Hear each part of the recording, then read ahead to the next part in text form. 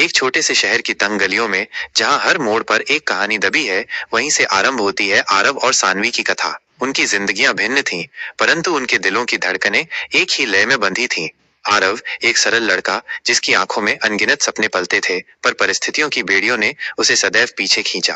पढ़ाई में कुशाग्र बुद्धि का होते हुए भी गरीबी के कारण उसकी शिक्षा अक्सर अधूरी रह जाती। वो एक साइबर कैफे में कार्यरत था, जहां इंटरनेट की माया में खोए लोग उसे अपने जैसे नहीं लगते थे। उसी कैफे में वह प्रतिदिन एक लड़की को देखता था, सानवी। सानवी एक धनी परिवार की बेटी, जिसकी दुनिया रंगों से सजी थी, परंतु उसके हृदय में एक ऐसा शून्य था जिसे कोई भर न सका। घर में धन की प्रचुरता थी, परंतु प्रेम का अभाव था। उसके माता पिता सदैव अपने व्यवसाय में व्यस्त रहते थे और सानवी अकेलेपन से जूझती रहती थी। उन दोनों की पहली भेंट एक अप्रत्याशित घटना थी। सानवी अपने प्रोजेक्ट का प्रिंट आउट निकलवाने कैफे आई थी और आरव ने उसकी सहायता की। उस दिन उनकी आंखों ने एक दूसरे से कुछ अनकहा कह दिया था, शायद पहचान, शायद आत्मीयता। धीरे धीरे उनकी मुलाकातें बढ़ने लगी। सानवी अब केवल प्रोजेक्ट के लिए ही नहीं, बल्कि आरव से मिलने भी कैफे आने लगी। समय के साथ उनकी दोस्ती प्रेम में परिवर्तित हो गई। आरव और सानवी एक दूसरे की दुनिया बन गए। आरव की सादगी में सानवी को शांति मिली और सानवी की मुस्कान में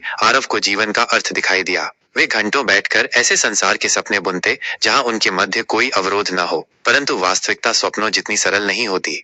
एक दिन सानवी के पिता को उनकी मित्रता के विषय में ज्ञात हुआ। उनके लिए यह संबंध अस्वीकार्य था। हमारी बेटी एक साइबर कैफे में काम करने वाले लड़के से कैसे दोस्ती कर सकती है? यह प्रश्न उनके अभिमान को ठेस पहुंचाने वाला था। उन्होंने सानवी को घर में बंदी बना लिया, उसका फोन छीन लिया और कॉलेज जाना बंद करवा दिया।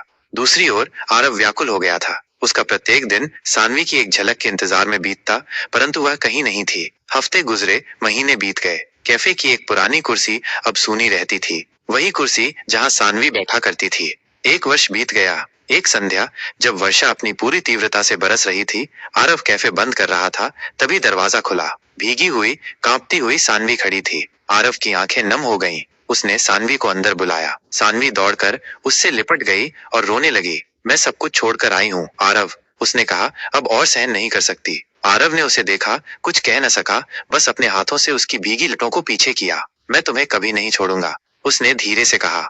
उन्होंने एक नया जीवन आरंभ करने का निश्चय किया। वे शहर छोड़कर एक छोटे से कस्बे में बस गए। आरव ने एक छोटी दुकान खोली और सानवी बच्चों को पढ़ाने लगी। उनका जीवन आसान नहीं था, परंतु उनमें एक दूसरे के लिए इतना प्रेम था कि हर कठिनाई सरल लगने लगी। कुछ वर्षों पश्चात, जब उनका एक छोटा सा घर था और एक प्यारा सा बेटा, तब एक दिन सानवी ने आरव से कहा, तुमने मुझे मेरे अंदर की खाली दुनिया से बाहर निकाला, मुझे जीना सिखाया। आरव मुस्कुराया। तुमने भी तो मुझे सपने देखना सिखाया। उनकी कहानी में कोई कोलाहल नहीं था, नहीं कोई फिल्मी नाटक, परंतु उसमें सच्चाई थी, त्याग था और एक ऐसी मोहब्बत थी जो हर बंद दरवाजे को खोलने की क्षमता रखती थी। यह कहानी केवल आरव और सानवी की नहीं है, यह हर उस हृदय की कहानी है जो परिस्थितियों से संघर्ष करके प्रेम को बचा लेता है। हर उस रिश्ते की कहानी है जो समाज की दीवारों को तोड़कर आगे बढ़ता है, क्योंकि सच्चा प्यार कभी पराजित नहीं होता।